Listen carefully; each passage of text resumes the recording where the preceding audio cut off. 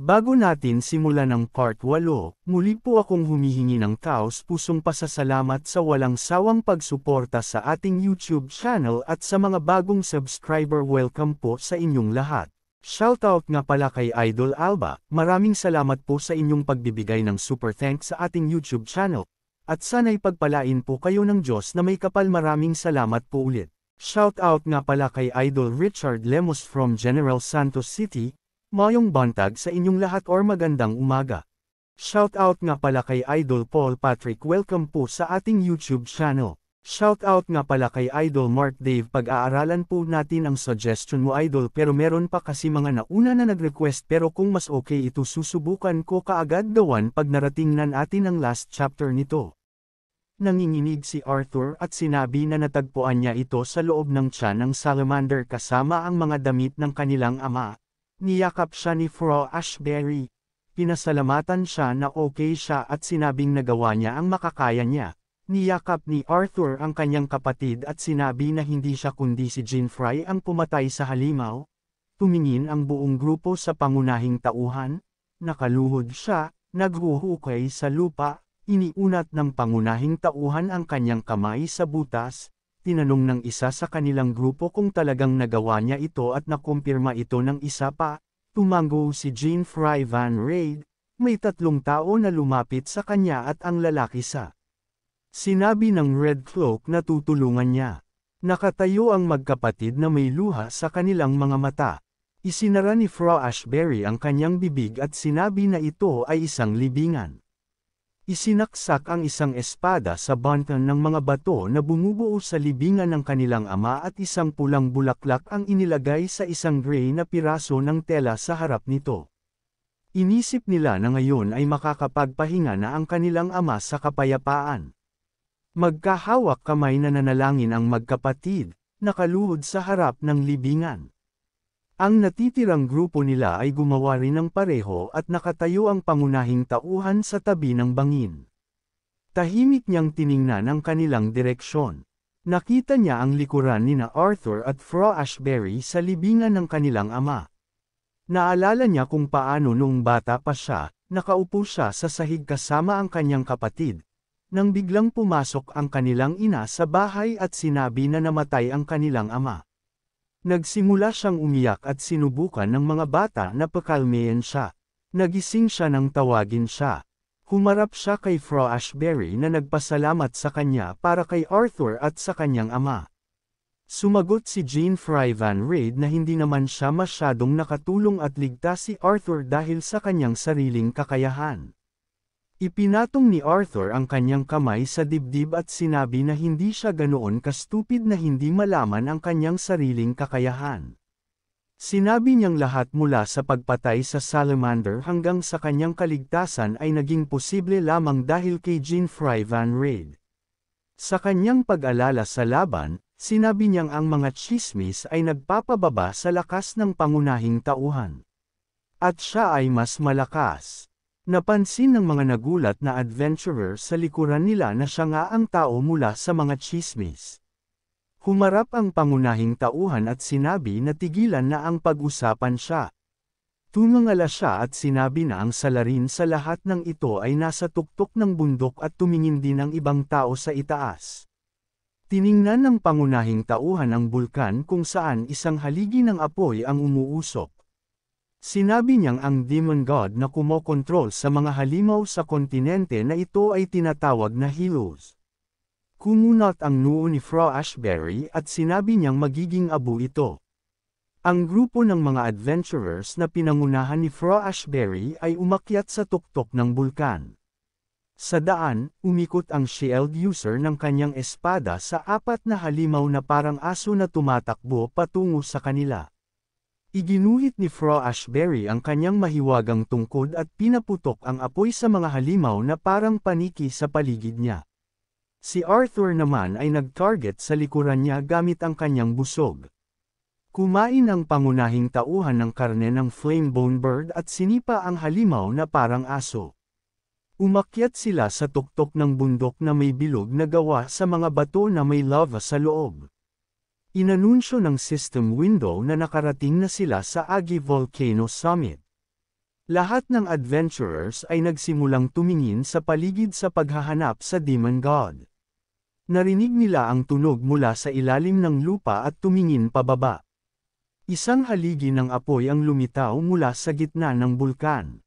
Nagmamasid ang mga adventurers sa kung ano ang nangyayari nang may pag-aalinlangan. Isang halimaw na may 3 ulo ang lumitaw mula sa haligi ng apoy.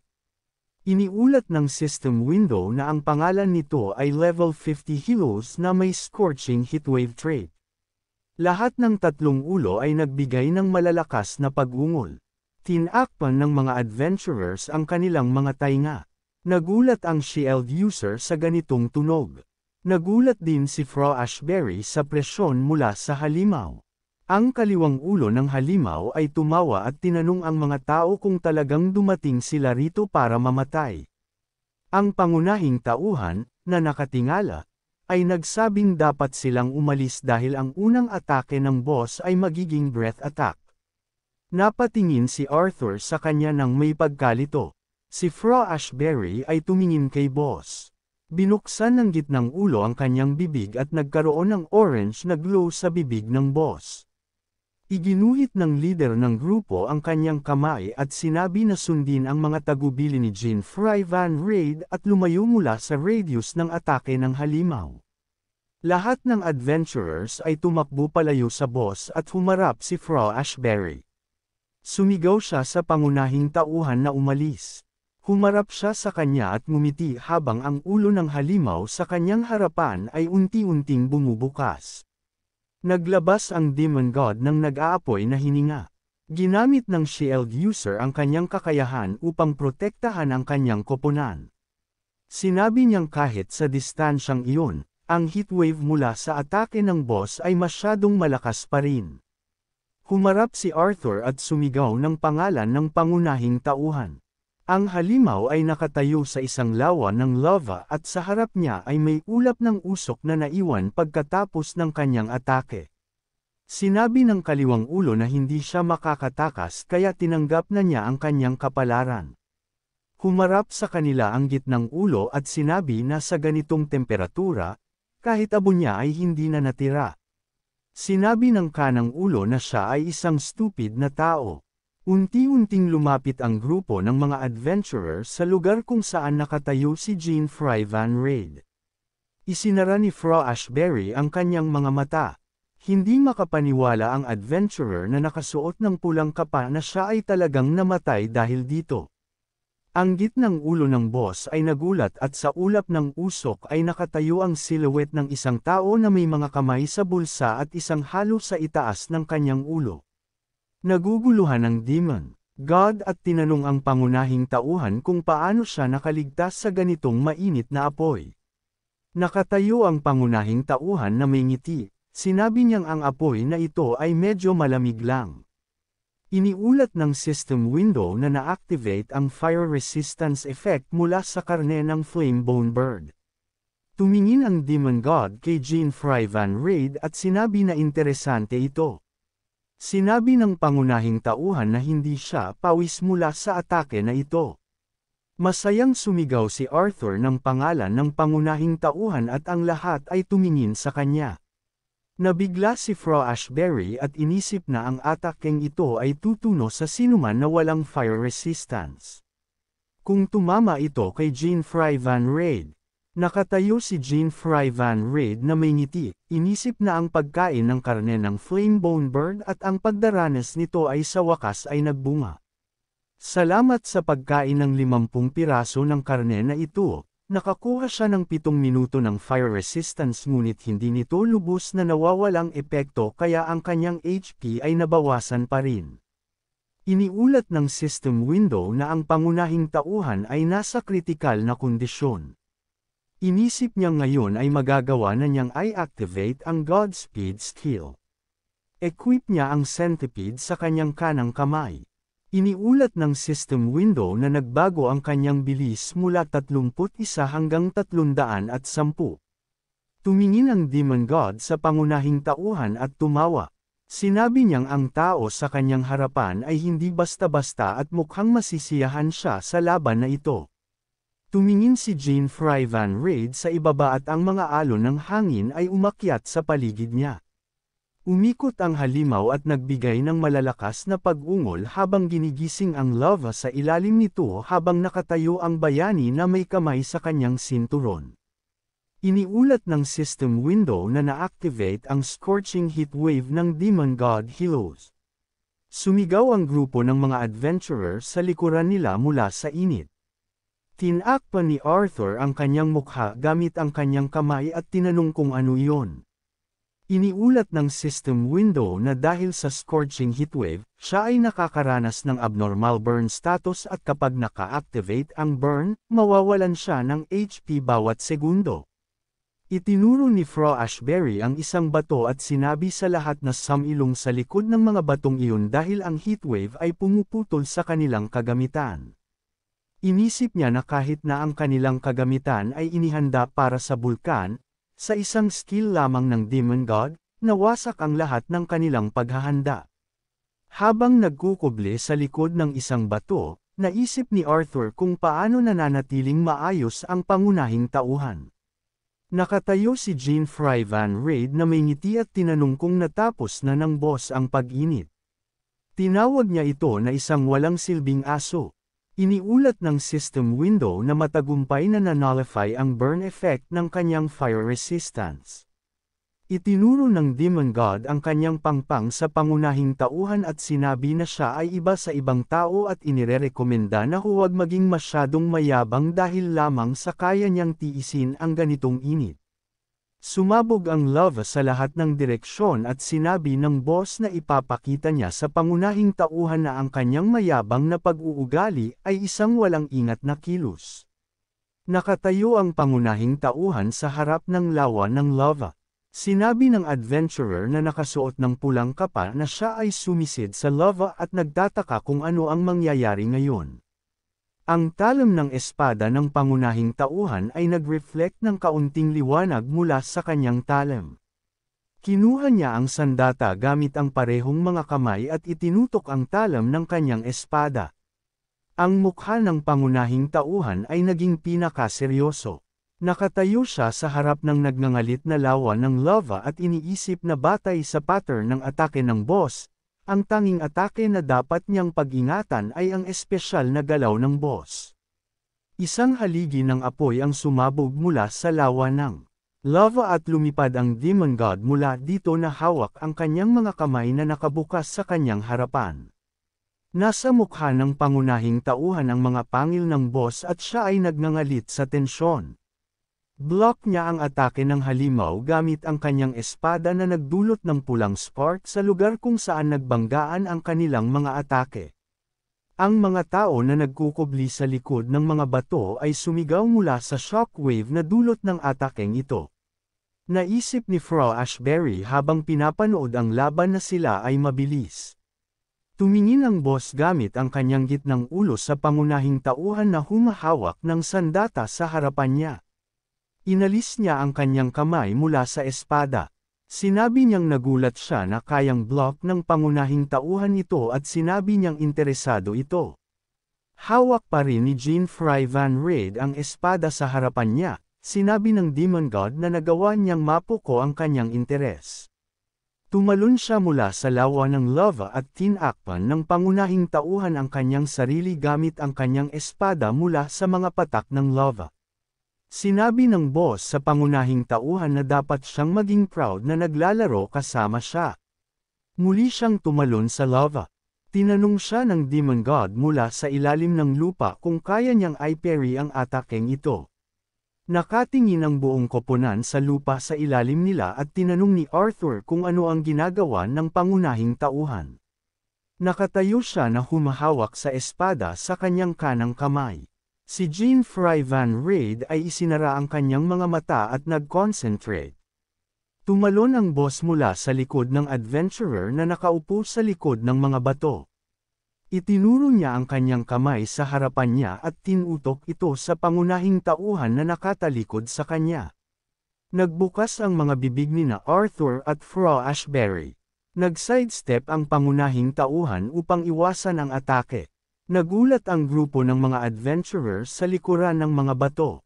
Ang boss ay nag-ikot sa paligid, nagulat na nagawa ng pangunahing tauhan na makaiwas. Isang asul na aura ang nag-uumusbong mula sa katawan ni Jean-Fry Van Raid.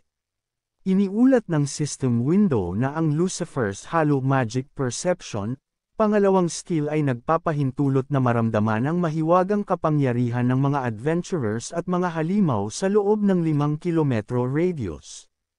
Tumingin ang demon god sa pangunahing tauhan at sinabi na mayroon siyang magagandang instinct.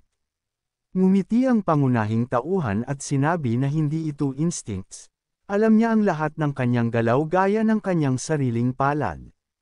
Tumalon ang demon god sa hangin at tumawa, pagkatapos ay sinabi na ang pangunahing tauhan ay kumikilos ng napakamayabang dahil siya ay swerte. Muli siyang tumalon sa lawa ng lava at itinuro ng pangunahing tauhan ang kanyang espada sa kanyang balikat. Sinabi ng boss mula sa ilalim na hindi siya dapat laging umasa sa swerte dahil hindi ito laging magiging sa kanyang panig at kahit na hindi siya makapag-atake, hindi siya makakabalik ng laban.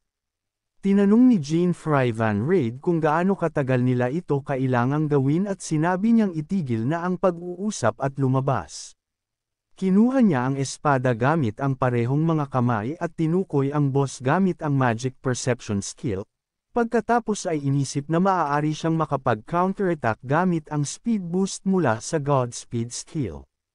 Humilig siya at isinara ang kanyang mga mata, at naalala niyang nagawa na niya ito ng 1,000,000 na beses dati. Nagkaroon ng pagsabog sa likod ng pangunahing tauhan. Sumigaw si Arthur sa kanya na lumingon. Ang mukha ng halimaw ay kumikilos sa pagkamangha, naisip niya na nawala ang pangunahing tauhan. Lahat ng tatlong ulo ng halimaw ay tumingin sa itaas kung saan ang pangunahing tauhan ay ikinakamay ang kanyang espada. Tumingin siya pababa, hawak ang sandata sa ibabaw ng kanyang ulo habang bumabagsak patungo sa halimaw, nagdulot siya ng malalim na sugat sa katawan ng halimaw. Umikot ang demon god at tinanong kung ano iyon. Iwinasak ni Jean-Fry Van Raid ang kanyang espada at tinanong kung sa tingin niya hindi siya makakapag-atake. Nakatayo siya at ngumiti habang ibinababa ang kanyang espada, pin-provoked ang boss. Ang gitnang ulo ng boss ay nagalit. Lahat ng adventurer sa likuran ng mga bato ay pinapanood ang kanilang laban na may malalaking mata at sinabi ni Arthur na ito ay kamangha-mangha. Itinuro ng boss ang kanyang pangil sa pangunahing tauhan at sinabi na ito ay isang atake lamang kaya walang dahilan upang maging mayabang tungkol dito, pagkatapos ay sinabi niyang hindi niya papayagan ang pangunahing tauhan na makialam sa kanilang misyon. Nakatayo si Jean-Fry Van Raid na humahawak ng espada sa kanyang balikat, inisip niya na hindi niya kailanman narinig ang tungkol sa misyon na ito sa laro. Ang lava ay sumasabog sa lahat ng direksyon at inisip ng pangunahing tauhan na ang boss ay muling sumisid dito. Isinara niya ang kanyang mga mata at nagpasya na walang saysay ang mag-isip tungkol dito ngayon at dapat siyang tumuon sa pag-atake muli. Tumalon ang halimaw at sumuntok, ngunit naiwasan ito ng pangunahing tauhan. Nakarating siya sa likuran ng demon god, nagdulot sa kanya ng ilang itim na sugat. Umiyak ang boss sa sakit. Iniulat ng system window na nagkaroon ng critical hit ang pangunahing tauhan at matagumpay na na-activate ang Mind's Eye skill.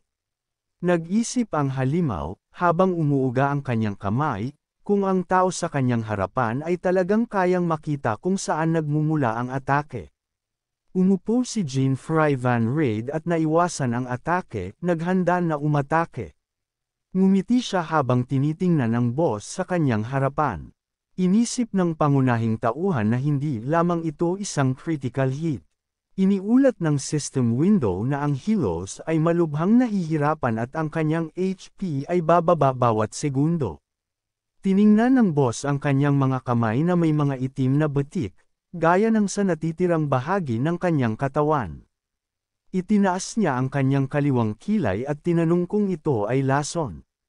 Sinabi ng kanang ulo ng boss na gumagamit siya ng isa sa mga maruruming trick na iyon. Ang gitnang ulo ay tila hindi nasisiyahan sa pangunahing tauhan na nakatayo sa harapan ng Demon God. Sinabi niya sa boss na hindi dapat siya mag-alala tungkol dito dahil ang katotohanang si Helos ay walang resistensya sa lason ay sinabi sa literal na lahat na nais makilala siya.